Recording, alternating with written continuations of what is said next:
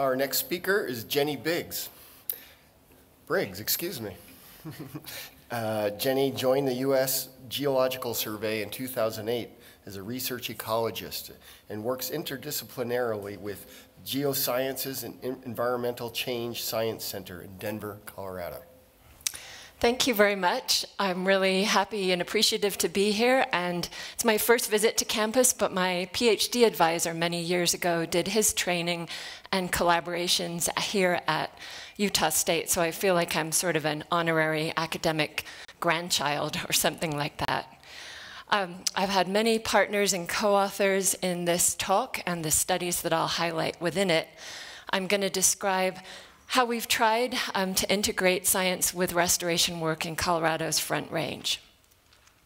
And as my colleagues Tony and Mike mentioned yesterday, and as has happened on many of your home landscapes too, we had increasingly severe and large disturbances in this ponderosa-dominated ecosystem over the past couple decades. After one of the most damaging fires in 2002, a collaborative roundtable group formed to coordinate across agencies and institutions in how they treated and managed their forests and did science. This group, which I joined in 2008, had identified 800,000 acres in need of priority proactive restoration work.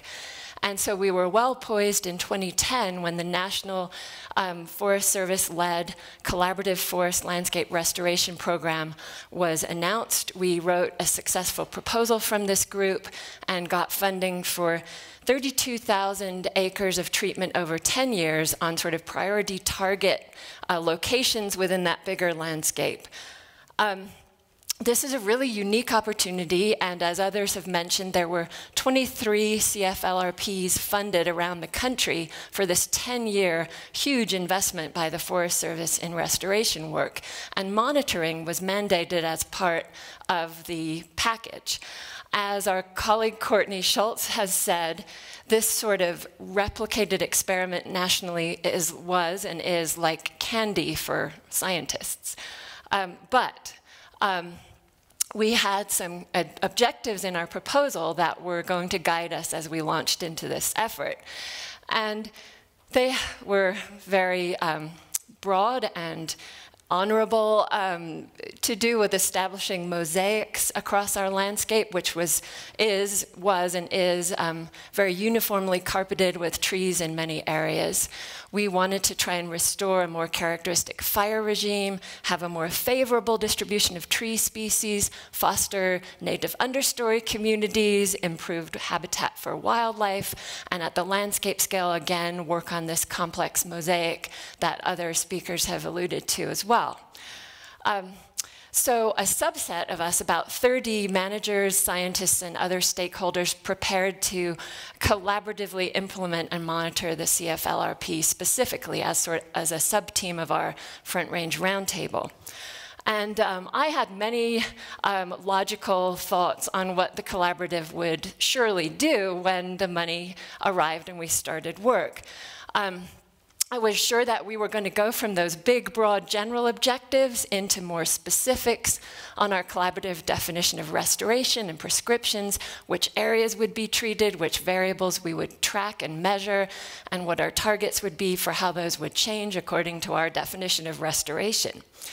I knew we would collect pre-treatment data, both in untreated areas as well as the treatment units.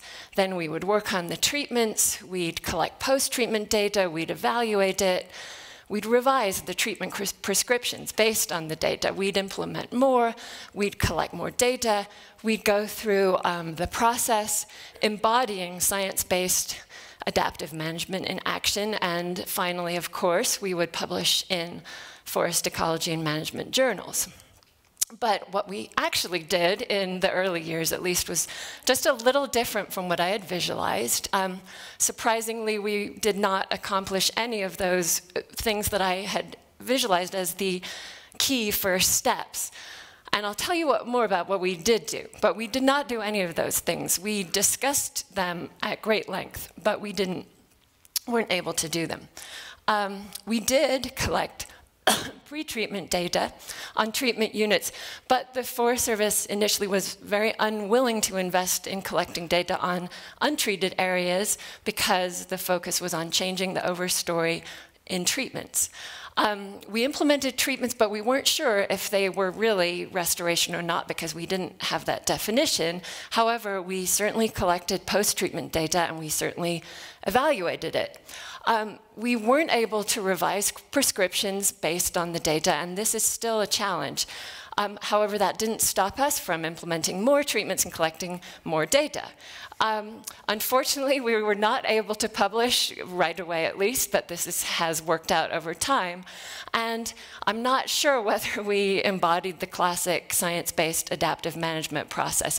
I tend to think not looking at this list. But as I said, we got tons of work done on the ground that addressed a general vision that we shared of what our forests needed to sort of progress towards restored conditions. And we also did many things that were not on my original visualized list. So I'll step through some of those, highlighting in blue the ones that were really positive, highlighting in red the ones that remain as a challenge. We identified a huge range of perspectives on restoration, monitoring, targets, etc. We still don't have that clear bumper sticker unified definition that I visualized, but I'm slightly comforted to find that during this conference, none of those bumper sticker mantras of restoration definitions have clearly emerged, to me at least. It is very complicated and multifaceted, as I now know. Our collaborative successfully specified, as Mike and Tony mentioned, desired trends in desired conditions that we agreed to monitor, that we agreed were important. And the Forest Service invested massively in monitoring changes in the overstory throughout the course so far of our project with common stand exam plots. We've added approaches to measure some of these other variables, spatial heterogeneity, which was our unwieldy term until Derek Churchill and others came up with ICO. That's a lot more user-friendly, so thank you. And we've invested in and worked on wildlife and understory monitoring too, and I'll highlight those. What our group did, possibly because we have a high ratio of scientists to other participants, we identified all the knowledge gaps and information gaps in our current data, in our historic data, and we started a slew of studies and collaborative monitoring efforts to address these.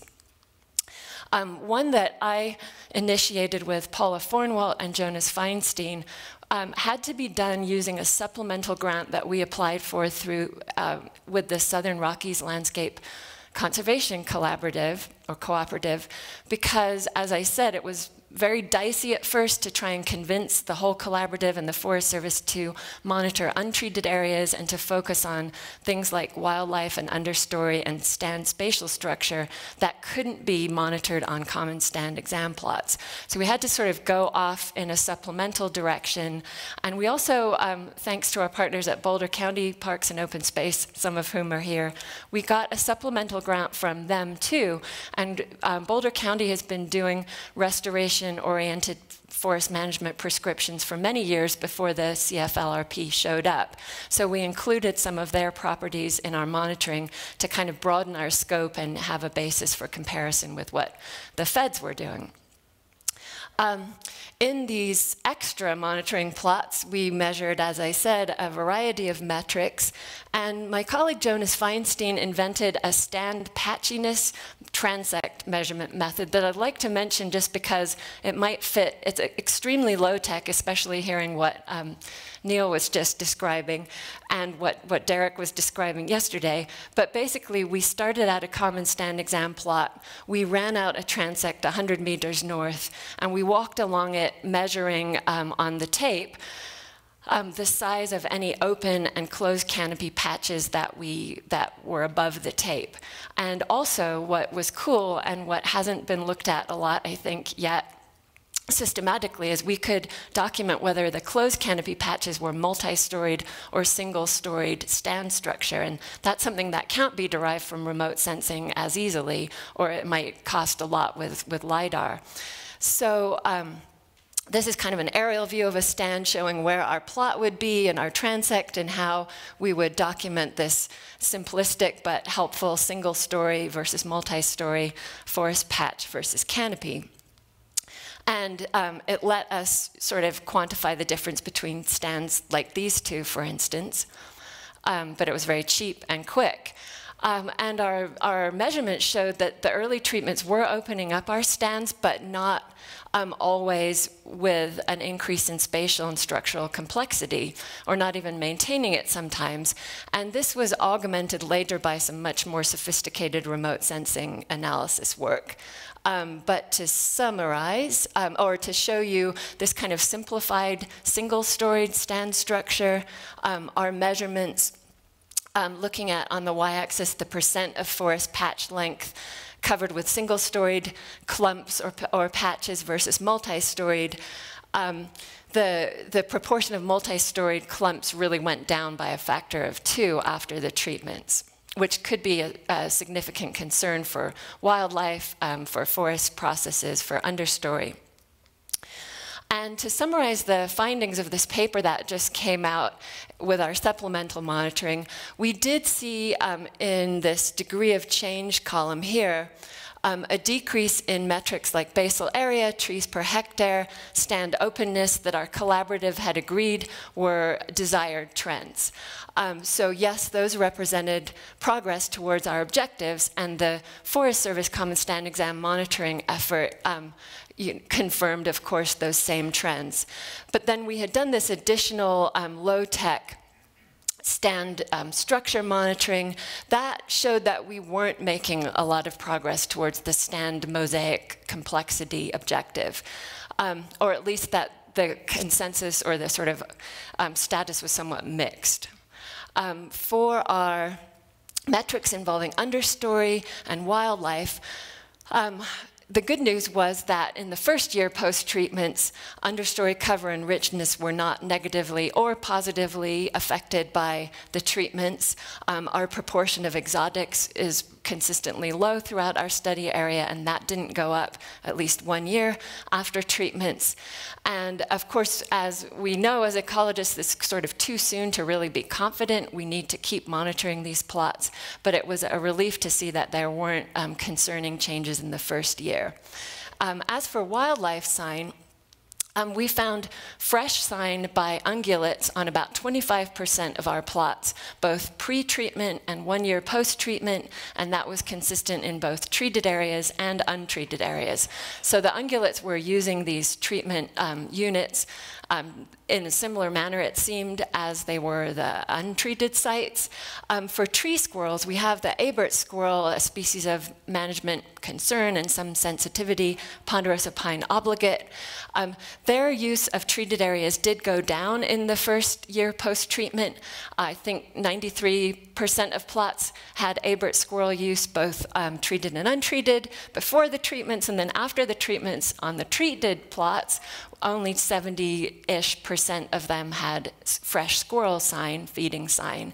But the numbers also dropped in the untreated areas, so this seemed to have been a species whose populations were just going down across our area in that year for whatever reasons, and the decline on the treatment units wasn't significantly lower than on the untreated areas. Surface fuels were sort of messy. There were lots of different ways that the Forest Service, the 2 national forests and Boulder County dealt with the slash after the treatments. There were some units that had piles and burning, and some units that had lop and scatter. And on Boulder County, sometimes they can get crews to completely remove all slash from the forests. I think you guys even have like business people pay to be allowed to do this as a bonding and team building exercise. So that's a creative resource as part of restoration. So we saw really mixed changes in surface fuels, and the jury's still sort of out on how best to capture that and what does it mean. But this little study that just really operated 1 year post-treatment with a recent 5-year review as well, it catalyzed a lot of expanded and extended monitoring efforts, because the general perspective from our colleagues was, this is a good start, but this is not in-depth enough and it's not expanded enough. So as I mentioned, I work with Paula Fornwalt, a research botanist, and she started with Brett Wolk a greatly expanded understory monitoring effort, adding about 200 plus new plots and also revisiting our original 66. And this is just a snapshot of some of the numbers on just one plot, pre-treatment, post 1 year and post 6 years, just to give a flavor of what we might be able to present in a few years. And let's see.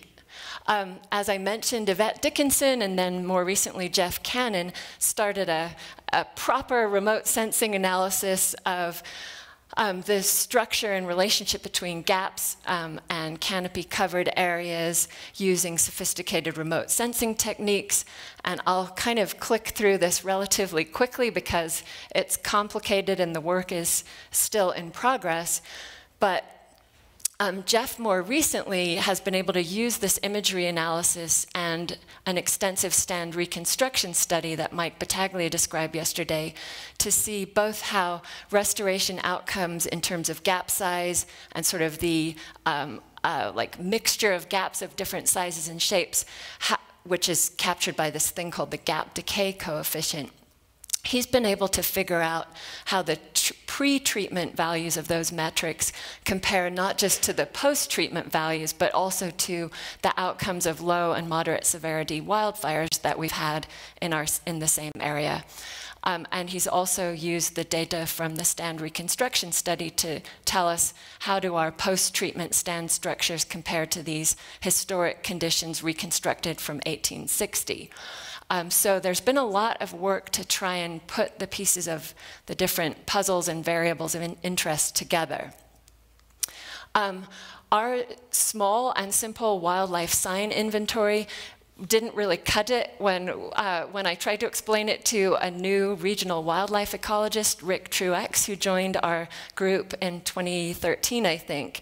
And so he led the effort and convinced the Forest Service very effectively to invest in expanded wildlife monitoring across our area.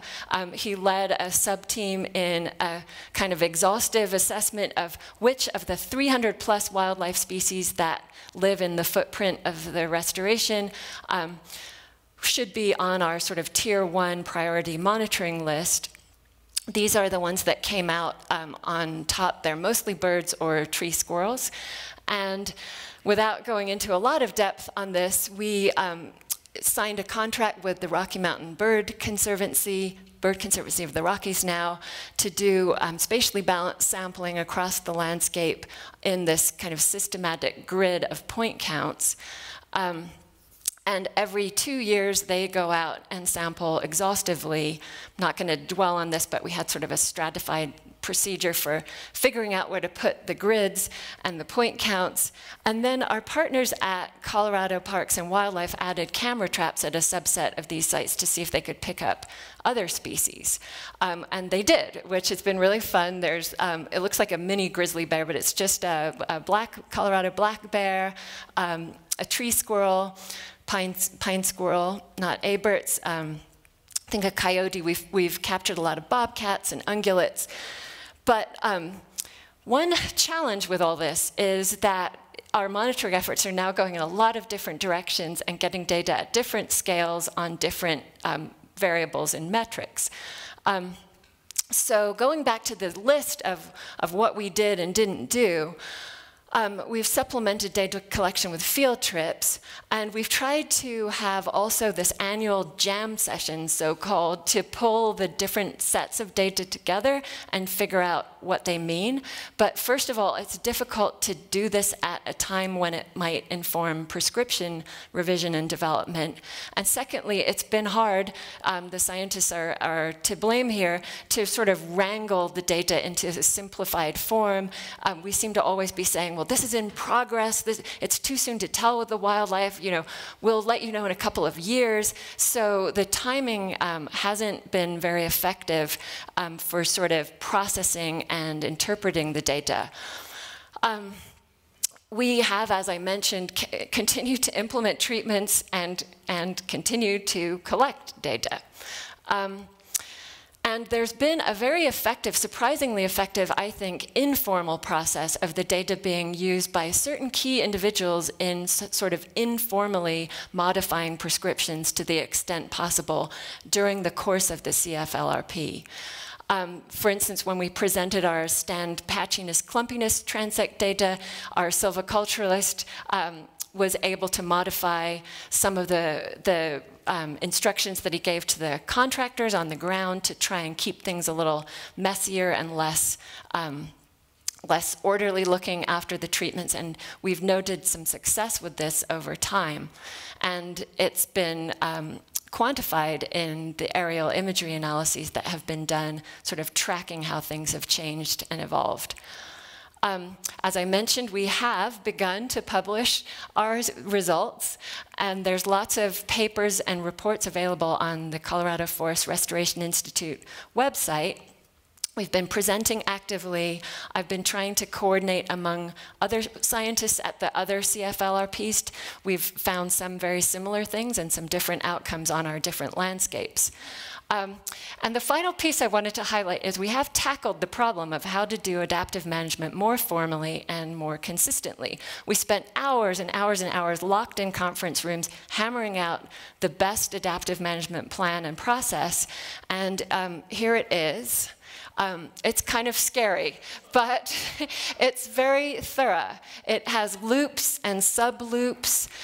It has this sort of, I think at one point somebody seriously asked if we could add another dimension to it, sort of going like out from the page, and at that point our facilitator threatened to quit and leave us forever.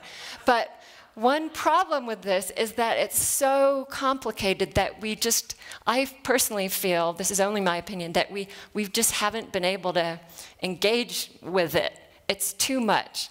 And it sort of highlights the problem of restoration and adaptive management in general. And thinking back to when, before we started the CFLRP and we were focused on fuels reduction, I kind of make this comparison when I think of that diagram that if fuels reduction is sort of like the plain, simple black coffee, but restoration and adaptive management sort of remind me of this cartoon.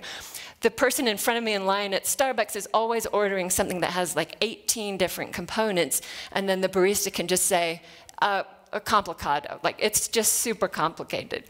So I think that's been sort of the name of the game with our CFLR work, for better or worse. One of my favorite memories in contrast is being on Boulder County Parks and open space land and being out with their forest planner who has written and adapted prescriptions very flexibly, maybe due to the smaller scale of work.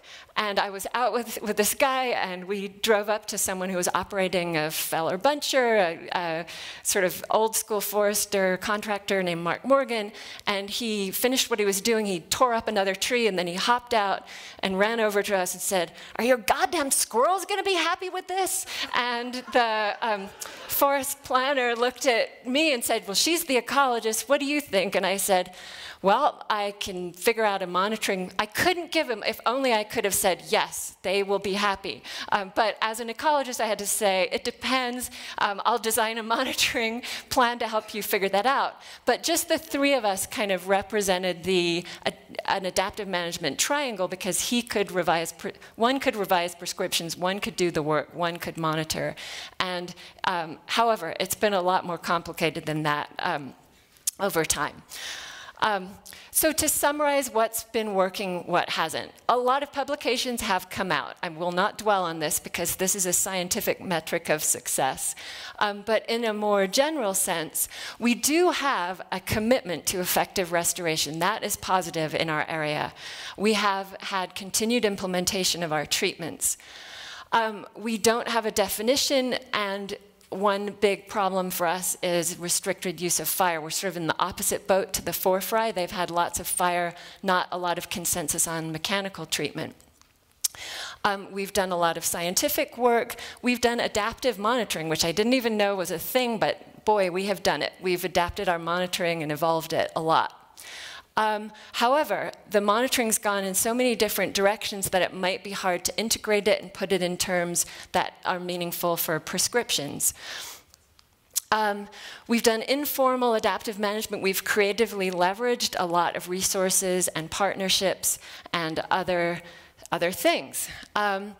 We have not had a formal process, and there have been these US Forest Service black boxes along the way, like it's been surprisingly hard just to have a shared database of where treatments are happening and who knows who's doing what data collection where and where it is in the Forest Service cycle. We've had really great individual participants. This great boundary spanning organization, CFLR, has sort of mediated and organized a lot. But we all have day jobs, and we have different structures of rewards, costs, and benefits, et cetera, when we go back to our home agencies. So to revise CFLR, I think it would involve learning from the 23 experiments that have been happening. And a really big thing would be documentation, accountability, reporting. Mike and Tony and I all have little kids, and we were thinking, we need more consequences for doing or not doing adaptive management effectively. There isn't someone in the national office who's checking on how this is going and withholding funds if we don't have our act together, so to speak. But we do have that goodwill and some key individuals keeping moving things forward. So to some extent, maybe that hasn't mattered. And I'll just leave you with a flavor of one of our collaborative adventures, Colorado style. We do a lot of stuff outdoors. Our colleague Paula Fornwalt got a team together to run a 200-mile relay. And we were half managers and half scientists. This is us with Jeff Underhill, our regional silviculturalist, all wearing the same team number, passing the torch to each other. I think up there I'm passing a torch to a fisheries program manager. And so we've had a lot of goodwill and fun along the way, even though the adaptive management process has not been very linear. And I'd love to hear some of your perspectives and take any questions if we have time. We have time for a few questions. Thanks.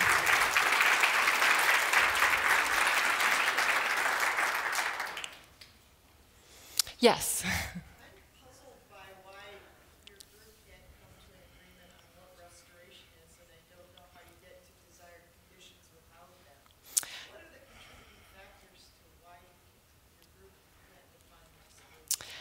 That's such a good question. Why can't our group define restoration? What are some of those factors? I think it kind of boils down to a few definitions that have been tossed around are, I think Boulder County would say, creating landscape conditions that can have a more characteristic fire regime. So a fire-oriented definition. And then others have defined it in terms of the species they would expect to see in a restored landscape. There's been a group saying restoration is oriented towards recreating effective conditions from the past that we know led our ecosystems to function before European settlement. But some of us don't think that this focus on the past will help in the future with climate change and other variables that we're not certain about. So, and then I think we all have agreed that there's this resilification type of component that Mike alluded to yesterday. We want to create resilient systems, but I feel, I don't know if anyone else can help me out or has experienced the same thing, but we just are almost evenly divided among focuses on historic conditions and references, fire, future threats, and maybe species and sort of ecosystem composition attributes. Time for another question? Yeah. Yes. So I've got to put the shoe on a different foot here. You said you're having problems getting data from Forest Service. How do you manage your data and how do you make that available? Yeah. Well, I tried to allude to that too. It's definitely you're right. There's a data roadblock on both sides of the fence.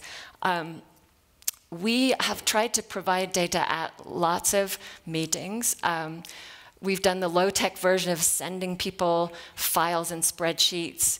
CFRI, our group at Colorado State University that Tony leads, they have sort of the accumulated shared databases of the data that's come out of the Forest Service inventory efforts, and then they sort of collect, but not completely, the additional scientific data layers or databases. So it is pretty informal in all directions. You're absolutely right. To me, the Forest Service systems are cryptic and I don't have access, but of course, and USGS and Rocky Mountain Research Station, we do have to publicly release our data, so only after it's published, though. So yeah, we all have different systems, and you could probably get the data, whatever data you wanted could probably be given to any partner, but it might take a few weeks and a few repeated requests. We're in the same boat. Yeah, okay, good. Whew, yeah. Thank you.